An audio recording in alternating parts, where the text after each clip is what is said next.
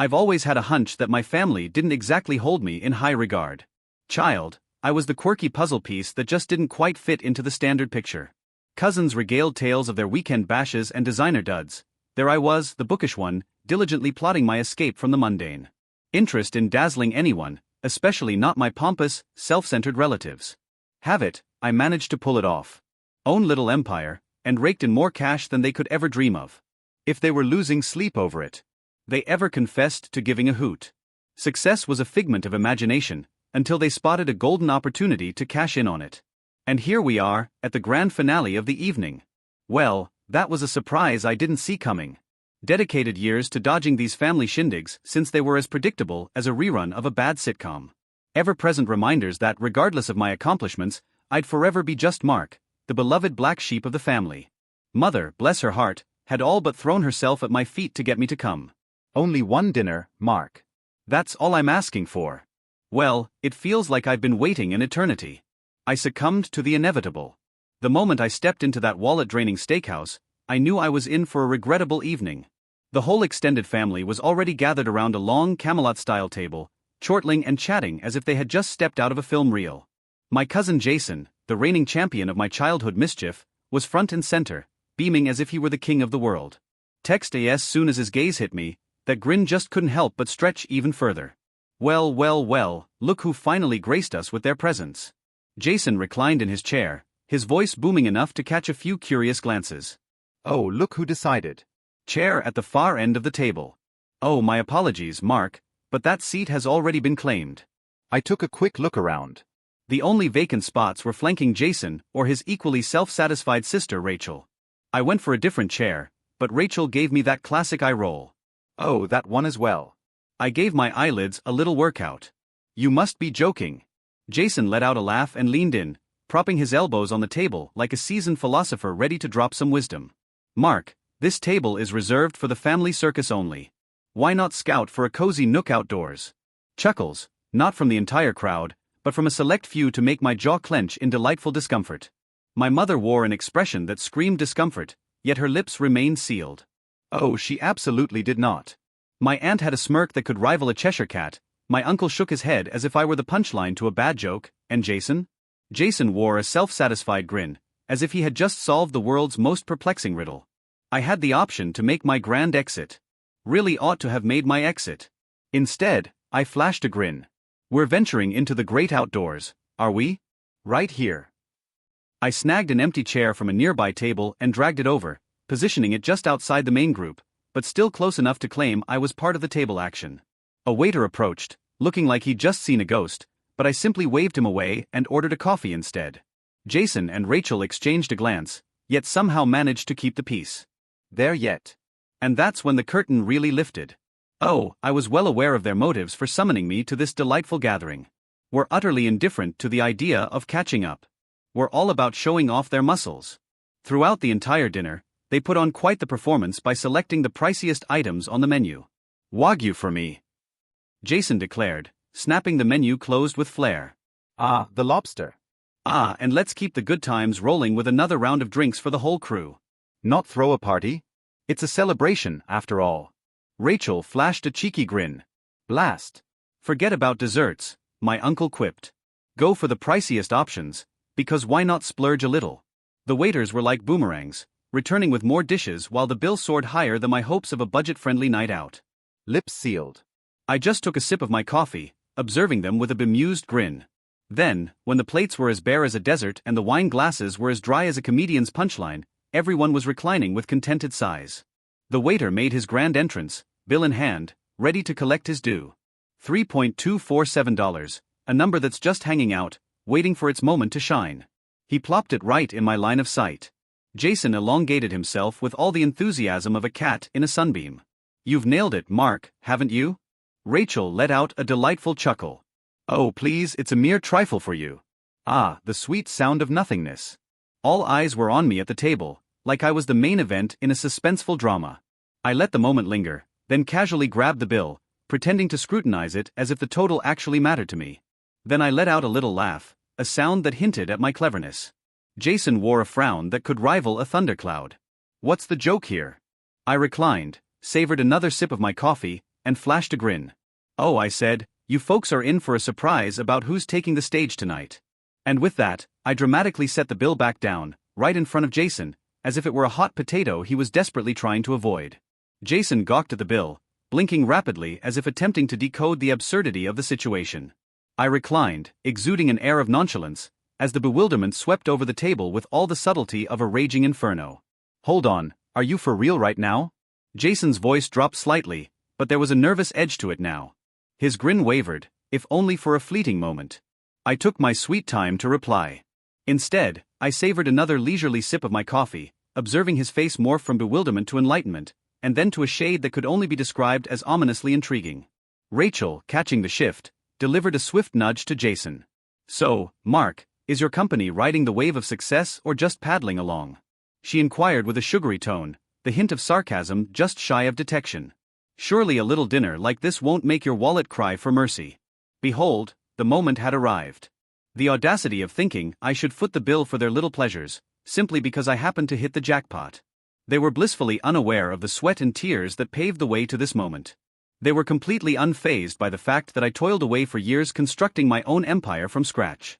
All they were interested in was the cash they believed I ought to part with. But let's not kid ourselves, it was about so much more than just the green stuff. No, this was about them believing they could waltz through life treating me like a doormat while reaping the rewards of my hard work. Jason gave it another go, his voice packing a bit more punch, though his smile resembled a strained grimace more than anything else. "Oh, Mark, really? Oh, come on, you know your wallet can handle this little splurge." He shot a glance at the waiter and then back at me, as if he was about to hand me a golden ticket to play the nice guy one last time. "The bill's a whopper, but hey, you're in the business game, aren't you? Just give that card a little swipe and let the night take it from there." My mother, who had been as quiet as a mouse until this moment, suddenly seemed to be auditioning for a role in a very awkward play, shifting uncomfortably in her seat. "Oh, Mark darling, do be a dear. Oh, it's merely a dinner, nothing to write home about. A family gathering, where chaos meets camaraderie in a delightful dance of quirks and quirks. You know the drill." Her voice faded like a whisper in a crowded room, attempting to play nice, but I could sense she was not fully in their corner.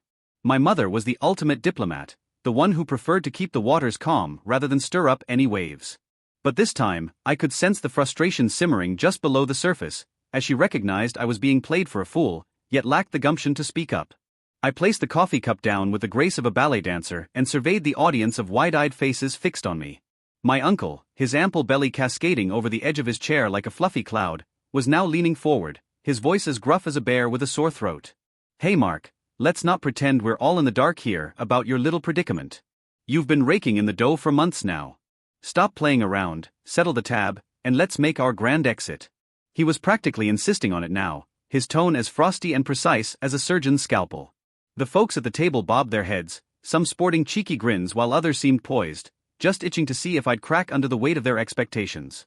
They seemed to believe I'd crumble, that I'd simply cough up the cash to dodge the discomfort. But I wasn't about to throw in the towel. "Oh, not today, my friend. Not after all these years of being the punchline, the one they always snickered at or conveniently overlooked when it suited their fancy. Oh, but wait, there's more." No, there was something delightfully gratifying about watching them squirm, blissfully unaware of the impending surprise lurking just around the corner. I cracked a tiny grin. Not a grand, boastful grin like Jason's, but rather a tiny, cheeky smile that hints at mischief. "All right," I declared, my voice smooth and steady as a well-oiled machine. "Allow me to take care of the bill." A symphony of relieved sighs filled the air, with a few enthusiastic backpats as if I had just clinched a gold medal in the Olympics of ethics. "Oh, but hold your horses, I wasn't finished just yet." "Not even close." Jason's face was like a light bulb that just found the switch. "Well, that was a piece of cake, wasn't it?" He offered a playful salute. "Appreciate it, superstar." I leaned in, my grin unwavering and ready for mischief. "Well, I've had a change of heart. Best of luck, folks." The table fell into silence faster than a magician's disappearing act, as if someone had hit the mute button on the whole room. For a brief eternity, everyone was frozen in place. Silence reigned supreme. Jason's expression morphed from swagger to a shadowy intrigue. He started to voice his objections, but I was already on my feet, grabbing my jacket like a pro in a heist movie. I wasn't in a hurry to leave, but I certainly wanted them to sense the suspense building up. "Just a little tip," I said in a hushed tone, "if you're not keen on footing this hefty bill, You might want to reconsider your order next time. Jason's eyes were as wide as saucers now, shedding his usual air of confidence and leaving behind the cousin who thrived on my missteps. His jaw tightened like a vice, and he shot a glance around the table, looking as lost as a cat in a dog park. He thought I was ready to be the designated target once more. For a change, I was the one calling the shots. I sauntered away from the table, taking my sweet time, fully aware they were about to stick to the script I had cleverly laid out. The waiter lingered like a statue, hoping someone would finally step up and take the reins. And then, like a plot twist in a mediocre thriller, I heard it. Well, hello there. Jason lost his cool. Text you can't just, oh wait, I didn't let him finish that thought. I'll be making my grand entrance over there. I dialed back, waving my hand toward the lounge area just a hop away, cleverly tucked out of the main dining room's view. Give me a shout when you've cracked the code. I strolled off, leaving the scene behind me like a dramatic exit in a movie. The air was practically crackling with tension as I strolled into the lounge. They were utterly flummoxed by the situation. They figured they could nudge me, lay on the guilt, and I'd crumple like a cheap suit, just like before. But this time, I had no intention of joining their little charade. Their arrogance and entitlement were about to get a reality check they wouldn't soon forget. As I nestled into the cozy chair, I threw a cheeky glance back at the dining area. Jason was there, fidgeting with his collar like it was a hot potato, whispering conspiratorially with Rachel and my mother. Their voices were like whispers in a library, just faint enough for me to catch a few elusive words floating by. Mark's just not in the mood for that. He's definitely going to cough up the cash, isn't he? Best not to poke the bear. We require his presence for the financial shindig. Are we swimming in abundance or just treading water? The urgency was practically waving a flag. They were engaged in a delightful game of financial Tetris, attempting to determine who could take on which responsibilities while meticulously calculating how much they could cobble together without daring to dip into their own wallets. They were in for a surprise. This time, I wasn't playing the role of their trusty sidekick. Time ticked away, 1 minute at a time. I glanced at my phone, putting on my best nonchalant act as if I were the epitome of indifference. Yet, every few seconds, I'd sneak a peek, just to savor the delightful chaos on their faces. The waiter was hovering like a hawk, likely casting a judgmental glance, just biding his time for them to finally choose. The more this dragged on, the clearer it was that they were swimming in deep waters without a life jacket. It didn't take long for Jason to saunter over, looking like he'd just strolled into a sauna full of hot coals. His face was a delightful cocktail of frustration with a splash of guilt on the side. I lingered in my seat, savoring the moment before finally glancing up at him. What's cooking? I inquired, maintaining a laid-back tone. He let out a dramatic sigh, attempting to keep his composure intact. Oh, Mark, you really think this is a knee-slapper, don't you? The Bill has decided to throw a surprise party, and we weren't even invited. Could you possibly lend us a hand this one time? Well, we're practically related, aren't we? I couldn't resist a little giggle. Oh, I'm just rolling on the floor, Jason. I'm not joking around here. This meal was all your idea, wasn't it? You went ahead and ordered whatever tickled your fancy, completely bypassing the whole checking if I'm on board part. So, let me get this straight. You want me to be the generous benefactor here? What about the vino? For all the things? He took a moment, gulping like he just spotted a ghost in his cereal. Hey there, we totally underestimated how wild this would get. Well, it's only dinner, isn't it? Could you possibly lend a hand, perhaps? Just a thought. I reclined in the chair, allowing his words to dangle in the atmosphere for a beat. This was the same old song and dance they always performed, completely oblivious and utterly unrepentant. It seems my worth was measured in dollars, not in delightful conversations. Jason, I've officially hit my limit with this little charade. At long last, I declared. So, we're all adults here, are we? Your wallet is more than capable of treating you to your own meals. Consider me closed for business, my friend. Family ties? Pfft, they don't hold a candle to my indifference. Just because I'm here doesn't mean I'm your personal ATM. His expression morphed from a plea for help to a fortress of defiance, his eyes narrowing like a pair of slits ready for battle. So, you're really going to let us foot the bill for all of this? After all the trouble we've gone through for you? Considering all the times we've had your back? I gave him a look so flat it could double as a pancake. Excuse me, what now? So, you're saying all those moments when you expected me to foot the bill while you lounged around like I was your personal ATM were just a figment of my imagination? Oh, Jason, that hardly qualifies as your version of support. Rachel and my mother were peering over his shoulder, their anxiety levels rising faster than a cat on a hot tin roof. It was clear this was not the grand spectacle they had envisioned. I could practically hear the gears grinding in Rachel's brain, likely plotting her next masterstroke to twist the situation to her advantage. My mom, in stark contrast, appeared more flustered than a cat in a room full of rocking chairs. Oh, we can't just waltz out of here, can we? Rachel's voice had taken on a delightful new pitch, cracking under the delightful pressure of stress. Well, it's not like we're going to casually stroll away from a $3,000 tab, right? Now that would be absolutely bonkers. I arched an eyebrow in disbelief. No one's making a graceful exit, Rachel. You all are sticking around and footing the bill. I've had my fill of this little performance. Family ties? Pfft, they don't hold a candle to my indifference. You've been riding the gravy train for years, and I've finally decided to hop off. Jason's face was transforming into a ripe tomato, with frustration bubbling up like a fizzy soda ready to explode. Oh, you must be joking. So, are we just going to marinate in our misery here? So, Mark, it seems I'm the lucky one left holding the bill, huh? What a delightful surprise. You really believe I'm the mastermind behind those decisions? I made a timely interjection. So, have you all reached a consensus on the culinary delights you're about to indulge in? You picked your path, so buckle up for the ride ahead. Rachel was ready to unleash her debate skills, but my mother swooped in like a seasoned referee, her voice quaking with authority. Mark, if you please. This isn't exactly the moment for such shenanigans. Don't forget, we're all in this together, right? Oh, come on, lend us a hand, will you? You've got the means for it. Her words floated in the air, heavy enough to make a balloon blush. Oh, they were well aware of my financial prowess. Ah, therein lies the rub. They were well aware of my earnings and the heights of my success. But they always seemed to think success was just a gift I unwrapped, not something I actually worked for. No, they merely viewed it as a chance to sponge off me. I rose with all the grace of a sloth on a caffeine high, giving my jacket a little pep talk as I straightened it out. Text, absolutely not, dear mother, my wallet is currently on a strict diet. Oh, absolutely you can. Oh, Jason can do that, can he? Oh, Rachel absolutely can. Oh, I'm afraid I won't be your cleanup crew this time around. I glanced at the waiter, who was lurking like a hawk, fully in the loop of the unfolding drama. I locked eyes with him and tossed him a quick nod, like a secret agent signaling mission accomplished. And just like that, I strolled toward the exit, casting no glances over my shoulder. As I sauntered out of the lounge and into the crisp evening air, I caught the whispers swirling around me like a mischievous breeze.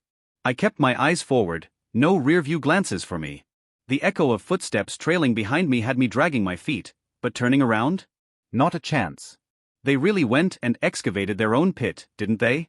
Well, it was about time to find out just how far they'd need to excavate to escape this predicament. Before I knew it, I found myself in the parking lot, hands buried in my pockets, gazing at my car like it was a long-lost friend.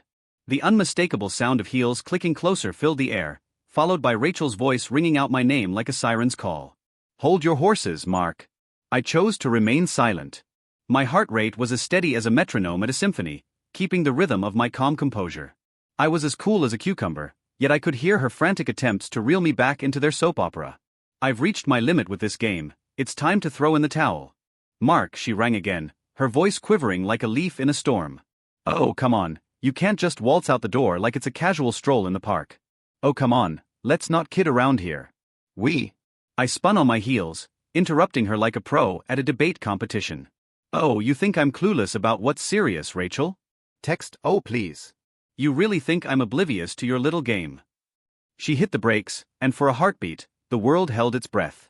The wind played a cheeky game with the trees, and I could practically sense the electric vibe crackling between us. She was struggling to find words, but I wasn't going to let her. Oh, not a chance this time. You've been taking advantage of my services for years, I remarked, my tone low yet resolute. Whenever an issue arises, it's always, hey Mark, you're on this, aren't you? It's always, hey Mark, what's the latest scoop? I've always been here to serve your needs, like a trusty sidekick in a superhero movie. Well, that's a wrap. Her eyes danced with a hint of mischief, and I caught a glimpse of guilt darting across her face before she swiftly cloaked it in a feigned fury. You can't just drop the mic and walk away like that. She snapped, her voice rising like a balloon at a kid's party. Your presence is absolutely essential. Turning your back on family during a rough patch? That's a plot twist even the best soap operas wouldn't dare to script. I could feel my jaw clenching like a vice, but I put on my best poker face and stayed cool as a cucumber. Oh, I'm not exactly sprinting away from the family circus, Rachel. I'm strutting away from your sense of entitlement. This is not a family reunion, folks. This is just a classic case of puppet strings, and I'm officially cutting the cord. For a moment, she just stood there, her face a delightful shade of crimson, pondering her next brilliant line. Just as she was about to say something, I spotted Jason and my mom bursting out of the restaurant, looking like they'd just seen a ghost. Jason's shirt was half untucked, giving him the charming appearance of someone who had just sprinted away from a fashion disaster. My mom's face was a delightful cocktail of guilt and panic, her eyes popping open like saucers as she caught sight of me lurking just out of reach. Mark, if you please. Well, it seems we're in a bit of a pickle, my mom said, her voice cracking like a poorly made egg. This is a bit too rich for our blood. Looks like you're the chosen one in this little adventure of ours. Her words landed on me, but not quite with the intended impact. I couldn't help but feel a peculiar, almost aloof delight as I observed their frantic attempts unraveling before my eyes. They had nudged me for ages, and now, the light bulb was finally flickering on. Everything comes with a price tag. Text, oh, so you think I'm your personal superhero, ready to swoop in and save the day once more? I inquired, my voice dropping to a whisper. You really believe this is all about the cash, huh? Oh, but it certainly isn't. This is all about giving a tip of the hat to respect. This is all about acknowledging the blood, sweat, and tears I've poured into reaching this point. And you can't just keep pulling me out of your pocket when the chips are down. Jason took a step forward, hands outstretched, as if auditioning for a role in a dramatic soap opera. Oh, Mark, really? Let's not go down that road, shall we? We're practically a sitcom waiting to happen. You've got to grasp that this isn't merely a cash grab. It's about— No, Jason, I interrupted him. My tone is now as tough as a $2 steak. For you, it's like a never-ending treasure hunt, isn't it? The moment you assumed I'd fork over cash, you completely forgot I'm a human being, didn't you? You viewed me as a cash dispenser, didn't you? I could see Jason's face turn a delightful shade of crimson as he floundered for words, his mouth flapping open and shut like a fish gasping for air. It was as if he was in disbelief, like he thought I would just crumble under the weight of the moment. I stole a look at my mom, who was now channeling her inner whirlwind. Her eyes flitted between me and the restaurant, likely pondering whether I'd waltz back in to play the hero and fix their little dilemma. Alas, I was not. Not a chance this time. You've crafted your cozy little nest, now it's time to snuggle in, I remarked, giving a dramatic spin on my heel. I've wrapped this up, folks. Before they could utter another syllable, I made my grand entrance into the car, sliding in like a pro. I cranked up the engine, and the car's low hum filled the awkward silence like a well-timed punchline. Their silhouettes lingered in my rearview mirror, caught in a moment of sheer astonishment, as if time had decided to take a coffee break. But I certainly wasn't going to shed a tear for them. Well, they certainly had their moment in the spotlight. As I zoomed away, a peculiar wave of freedom washed over me. This time, I managed to dodge the sucker punch. I certainly wasn't the one destined for a life of being someone else's plaything. As the restaurant dwindled into the horizon, I couldn't help but feel I had hit the jackpot with my decision. They had really overstepped their bounds. Well, looks like it's time for them to take a little stroll down consequence lane. I barely made it a few steps when my phone buzzed, and I just knew it was them on the other end, probably with some earth-shattering news or a meme that could wait. I couldn't be bothered to respond. Let them ring, let them ping. I had officially stopped answering the call of the wild, or my phone. Naturally, they decided to keep on keeping on. They weren't about to just let it slide. By the time I got home, my phone looked like a missed call convention. 6 from my mom, 4 from Jason, and a text from Rachel that simply said, "Mark, we're really sorry." Talk about a warm welcome. Do us all a favor and make your grand return. We'll return the favor, promise. Text, oh, come on. Don't just ghost us like that. I gazed at the text for what felt like an eternity, my fingers poised above the keyboard, yet I remained silent. There was no pressing reason for that. Little did they know the extent of their spectacular miscalculation. I flung my phone onto the couch like it was a hot potato and snagged a cold beer from the fridge. Cheers to multitasking. My apartment was so quiet, I could hear the dust bunnies plotting their next move. The distant murmur of traffic wafted in, accompanied by the gentle buzz of the refrigerator, leaving a delightful void of silence in between. The quiet was like a refreshing breeze after the storm I had just escaped. As the minutes ticked by, I found myself caught in a curious blend of satisfaction and a dash of something else entirely. Ah, sweet relief. Perhaps? At this point, it had transcended the mere pursuit of cash. It was finally time to don my superhero cape and stand up for myself, a feat I had yet to accomplish in their presence. At that moment, my phone decided to join the conversation with another enthusiastic buzz. I stole a quick peek. Ah, yet another delightful missive from Rachel. This time, it was a quick hit and run on the details. Looks like the bill is going to have to wait for a Rainier day. It's a cool $3,000. Kindly lend a hand, if you would be so gracious. Well, that was the grand finale. I gazed at the message as if it held the secrets of the universe. It was like stepping into a dream, where reality took a back seat and whimsy was the driver. $3,000. Quite the sum, isn't it? One could say it's a small fortune or just enough for a really fancy dinner party. The same sum they had nonchalantly tossed my way earlier, as if it were just pocket change. I pondered on their grand expectations, as if I were the designated ATM for the evening, with their entire night revolving around my generous act of picking up the tab like it was just another casual stroll in the park. I couldn't muster up any sympathy for them. Absolutely not. I plopped back onto the couch, popped open a beer, and settled in for the show, fully expecting the flood of calls to come pouring in. It was as predictable as a cat knocking over a glass at 3 a.m. Not even 5 minutes later, the phone buzzed again, this time with a call from Jason. I snagged it. "Mark," he began, his voice dripping with exasperation. Behold. "Oh, we totally understand. You're absolutely bonkers. We could really use your expertise here. This one's a no-go for us. We could really use your assistance here." I could practically hear the panic in his voice. The sheer chaos. It nearly coaxed a grin out of me, but I managed to keep it under wraps. "Jason, I believe I've mentioned this before, haven't I?" My voice, quite the equalizer. "It's time for you to put on your thinking caps and solve this one on your own.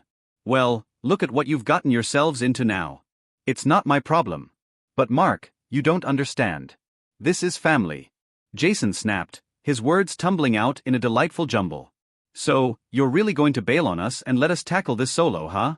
After all the shenanigans we've navigated? All the shenanigans we've navigated together?" I said again, utterly baffled. "Oh, so you're saying I've been running a 24/7 cash machine for you all these years? The never-ending pleas for assistance that invariably come with a side of conditions? Ah, I see where you're going with that." There was a dramatic pause on the other end, followed by a sigh that could rival a soap opera's climax. "I didn't mean it like that, Mark. Kindly. We're not exactly putting you to work. We're in a bit of a pickle here and could use a hand." "Need a hand?" I declared. "What I've been dishing out isn't exactly a lifeline, Jason. It's quite the enabler, isn't it? Guess what? You'll crack the code in no time. You're all big kids now. If I keep swooping in to save the day, you might just think you're living in a superhero movie." The silence that followed was as thick as a brick wall. He decided to save his breath for more important matters. It was clear he was on the same page, even if he was playing the role of a stubborn mule. "Best of luck, Jason," I remarked, my tone now as frosty as a winter morning. "Better grab it while you can." I hit the disconnect button before he had a chance to unleash any more of his verbal fireworks. The remainder of the evening tiptoed by in serene silence. I savored my beer, hit play on a movie, and watched the chaos unfold with a grin. Lo and behold, my mom sent me one final text that simply said, "Mark, please. If you're still feeling a bit blue, don't worry, we'll sprinkle some magic dust and make it all better. Oh, do come back and settle the tab, won't you?" Well, I chose to keep my silence. Well, look who's flying solo now. The following day, I discovered they were in a bit of a pickle, unable to foot the bill and resorting to making some rather awkward phone calls to their pals for a financial lifeline. I heard they had to resort to a loan just to keep up with the expenses. The absolute piece de resistance of misery? The restaurant manager had put them on blast for attempting to play the family card while roping others into their reckless spending spree. They faced quite the embarrassment. What about yours truly? I felt as guilty as a cat in a room full of rocking chairs. Absolutely not at all. Ultimately, the true reward wasn't the cash or the joy of witnessing their plight. For once, I had the reins in my hands, and it felt rather delightful. I had finally put my foot down. And that was worth a whole lot more than any dinner I could have forked over for. I had decided that I was done playing the part of their jester. I discovered rather painfully that the finest way to show love to family is to let them wobble on their own 2 feet, even if it leads to a spectacular faceplant. I had fulfilled my end of the bargain. Well, looks like it's their moment to crack the code.